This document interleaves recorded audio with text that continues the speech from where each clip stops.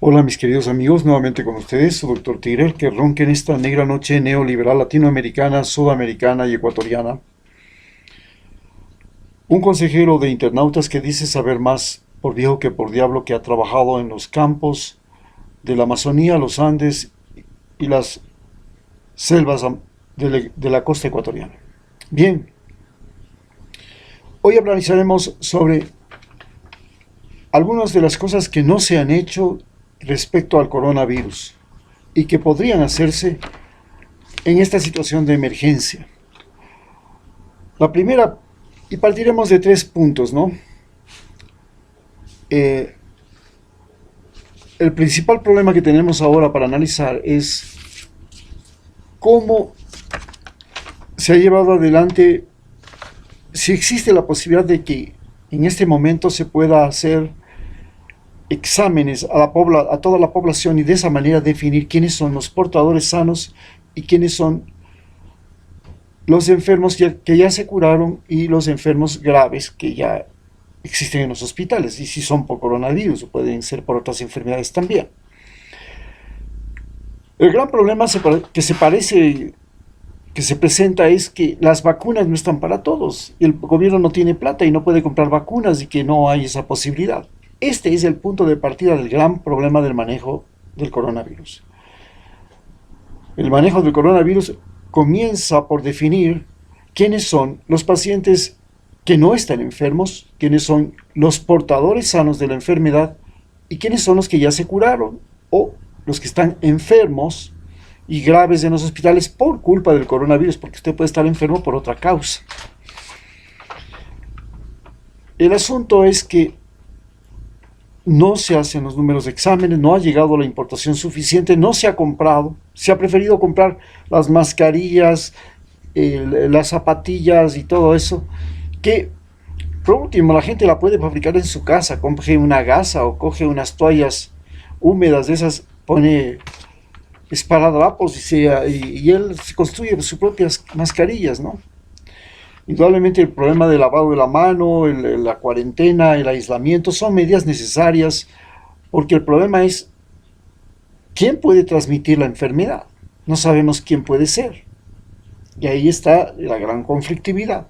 Para resolver ese problema, lo primero que se tiene que hacer es evidentemente tener a la orden disponible para todo el mundo y gratuitamente las vacunas. Pero no se ha hecho eso. Se han colocado las vacunas y se ha dicho el laboratorio tal le puede hacer, vaya y pague $200 y le harán.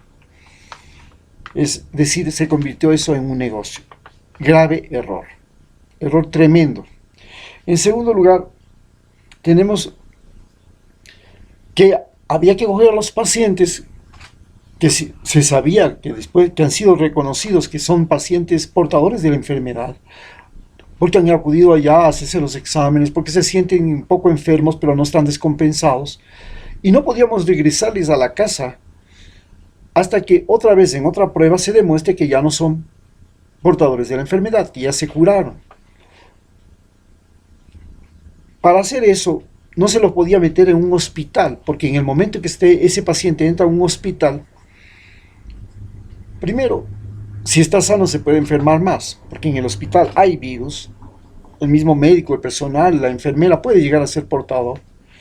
Las camas, las barandas, las paredes, todo puede tener virus. Y entonces, meterles a pacientes que no estaban descompensados en hospitales es un grave error. ¿Qué había que hacer? ¿Dónde los teníamos? Si no tenemos eso. Bueno, la primera cosa que se debía pensar es que, bueno, a estos pacientes que son portadores sanos o son pacientes con sintomatología leve, pues se debía coger aquellas carpas que nos dejaron o nos quedaron del terremoto, que son numerosísimas y nos donó China, y se debía colocar en áreas protegidas, por ejemplo en los parques, en las áreas de la ciudad, en áreas que tenemos aquí los parques metropolitanos, dos, uno al norte y otro al sur, tenemos el parque del aeropuerto, en Guayaquil tenemos los Amanes, tenemos la isla Santay, En las playas tenemos las playas, ahí se podían colocar. En los pueblos tenemos las canchas de fútbol, las canchas, los lugares próximos a la ciudad donde hay pastizales. Y ahí se debía tener a los pacientes en observación, simplemente en observación, para evitar que regresen a su casa y contaminen y enfermen a la gente. Eso era lo primero que se tenía que hacer, pero no se hizo.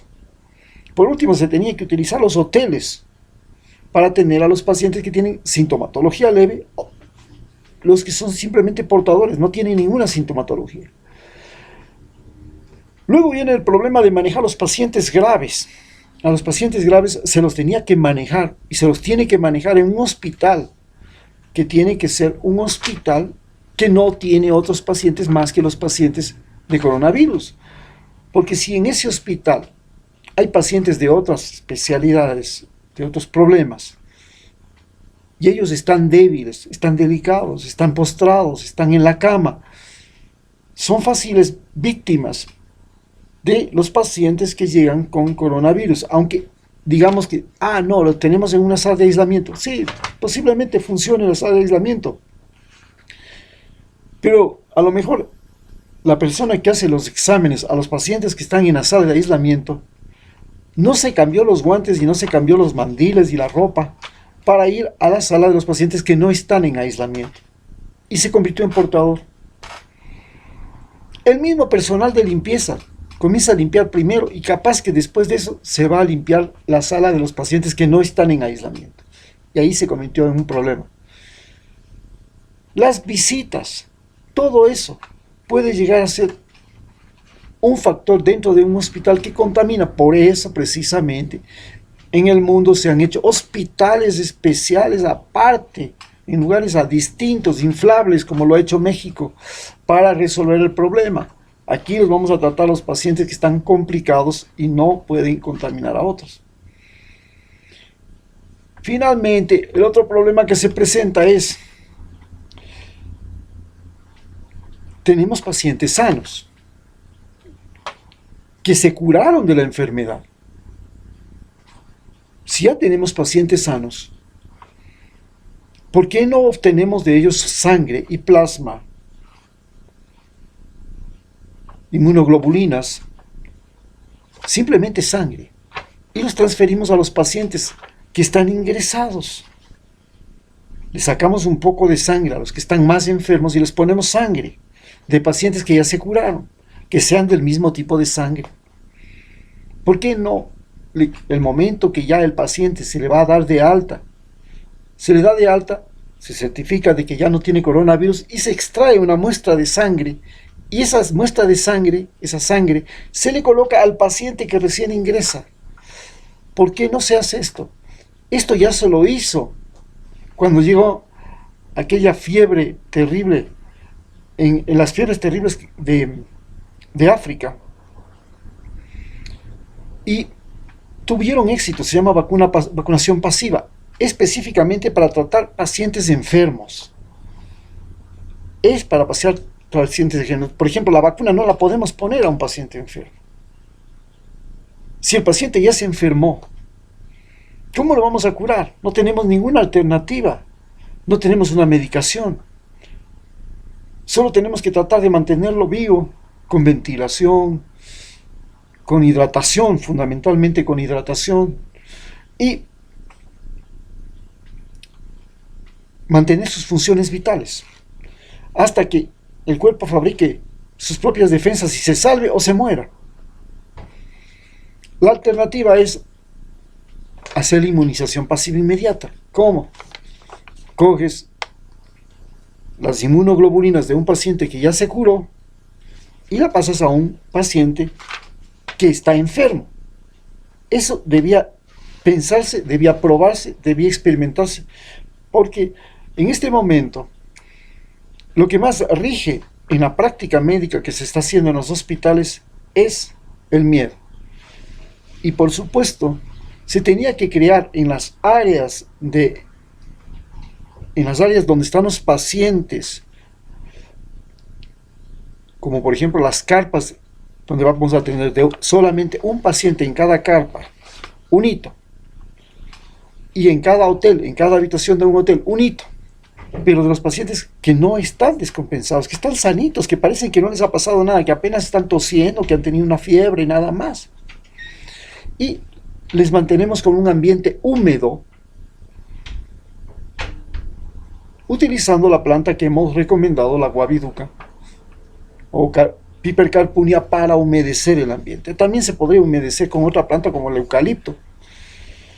Pero lo más importante es mantener también el ambiente húmedo para facilitar la expectoración, para evitar la congestión respiratoria y a esto sumarle una buena rehidratación a los pacientes en observación, con sales de rehidratación sencillamente colocadas en una limonadita y a tomar, que ahí se acababa el problema. Sales de rehidratación colocadas en una limonada. Coge usted el sobrecito de la sal de rehidratación, lo pone en un litro de agua, comienza a tomar bocadito por bocadito, y así los teníamos a los pacientes en observación, los que están en observación, los que no pueden ir a su casa porque ya sabemos que si llegan a su casa van a enfermar. Esto es lo que se debía haber hecho. Y por último, si los pacientes no viven con otras personas en su casa, tenían que mantenérselos a los pacientes en observación dentro de su casa.